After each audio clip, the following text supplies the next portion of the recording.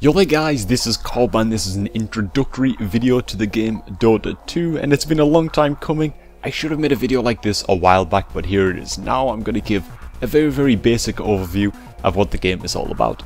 I'm going to cover very quickly the title screens, then I'm going to go over the basic objectives of the game with some clips and how you go about completing them. Now onto the intro screen. Right now at least it looks like this, with all of the tabs you need lined across the top. From the Today tab, you'll be treated to the newsfeed telling you about important Dota 2 events, patches and other funky stuff. The store, unsurprisingly, takes you to the store where you can, if you choose, purchase cosmetic items and other random cool in-game equipment. Hitting the Play tab will let you access the training games put in place for brand new players to practice the basics of the game. Once you've cleared the tutorials, I'd advise moving on to practicing with bots. You can pick your starting side, set your difficulty rating with the drop downs from passive to unfair. I would recommend easy or medium if you're just starting out. And then also on the Play tab you can find a match which will queue you for a fully multiplayer game, but I would definitely say it is a good idea to practice at least a little bit against bots first. The next tab we are interested in is the Library tab. Use this one to browse the ton of heroes ready to be played right from the moment you download the game, all completely free. Once you finish the tutorials, I'd suggest reading through a few of these, pick out one to start out with that you like the look of, and you can check all of their abilities by just clicking on them. One big thing to consider though is the general role of each hero. Using the drop down menu at the top here, you can light up heroes of a certain role. Very generally speaking, there are two main roles. You're either a carry or a support. And now there are lots of roles in between and alongside these, like Initiator, Escape and Disabler, and you will quickly learn about all of these as you play different heroes. But starting out, I'd say it is best to stick to either a clear carry role or a clear support role for simplicity's sake.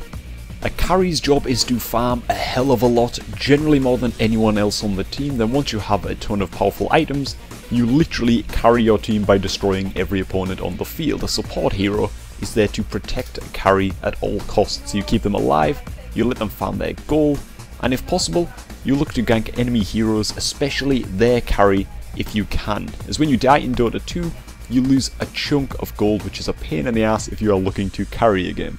Now for a blob of in-game clips, you'll be spawning at either the Dire or Radiant side of the map with your team. You can have some starting gold to spend on starting items, and you, being level 1, will have 1 point to spend on a starting ability for your character. But before you do anything, especially if you are new to the game, use the in-game guides as you play. Click the book icon at the top left here, hit the arrow icon and select a guide. Try and pick one that suits the role that you want to play.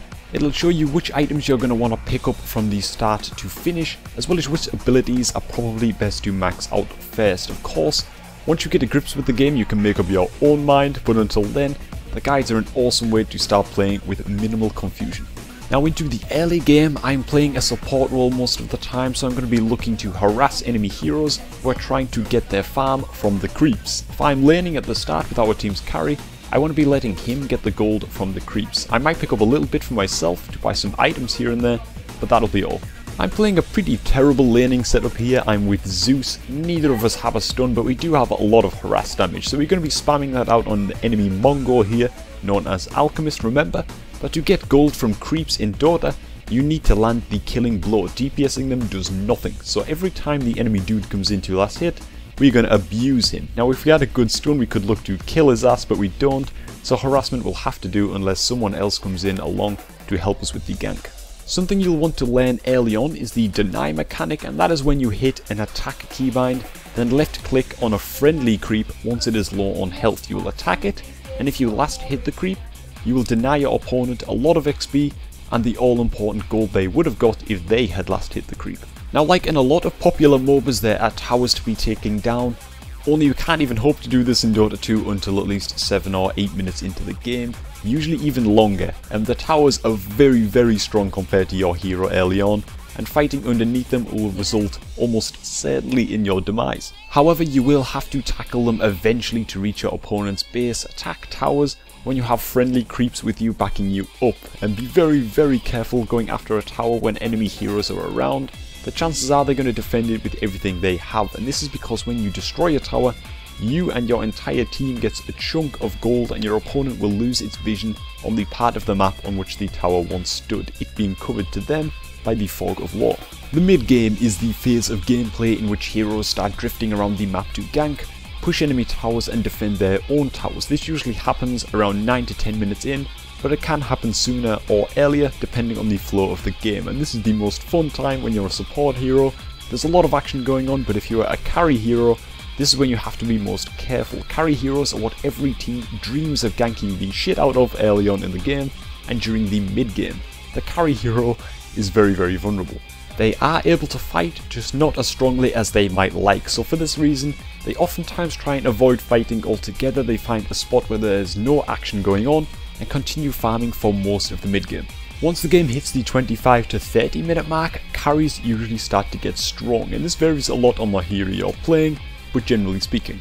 It's around this point that you are no longer fighting skirmishes. 2v2 fights, 3v3 fights and ganks make way for 4v4 and 5v5 team fights. You and your team move as one unit, defending lanes, pushing the final towers in your enemy's base and hopefully wiping the enemy team.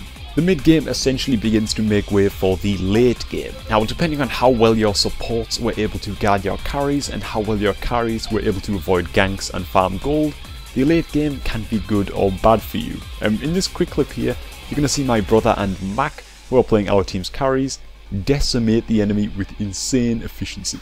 I got Chrysalis, don't need you. Idea, man, idea. Oh, we're going. Let's go. Let's go, man. I'm linking all of them. All linked. Views. My god, what the fuck happened? And that's what carries will do for your team if all goes well. I'm also going to show some clips of me playing Tidehunter in the background here, and his ultimate ability shoots tentacles from the ground in a huge AoE, damaging and stunning all enemies. Tidehunter is an initiator, another awesome hero type for the late game if built correctly. Keep on pushing lanes and try and pick smart times to teamfight. Your first main objective later in the game is to destroy the enemy barracks, which lie just beyond the final towers at the borders of their base. For every barracks you bring down, up to a maximum of 3, 1 per lane, your creeps in that lane become mega creeps and will start really pounding down on the enemy base. Once you have one set of racks down, you can try and get another to overwhelm your enemies with mega creeps, which can definitely work, or you can push in on their ancient, which if destroyed will win you the game. Just be aware that there are 2 final towers to be brought down before you can hit the ancient, so team fighting in the enemy base can be very risky. Anyways, this is going to be all for this ultra quick basic guide for Dota 2 and what it's all about. Remember that you pay for nothing when trying out this game. It's 100% free to download through Steam, everything is already unlocked. It's a lot of fun once you've learned it. I'm still a massive noob, but it doesn't stop me from having fun on it. I could have gone into a lot more detail with this introductory video. It was just really to give a flavour of what the game's all about to you guys. So anyhow, I want to thank you for watching. I hope you test out the game and give it a fair try yourself, and I'm going to catch you later.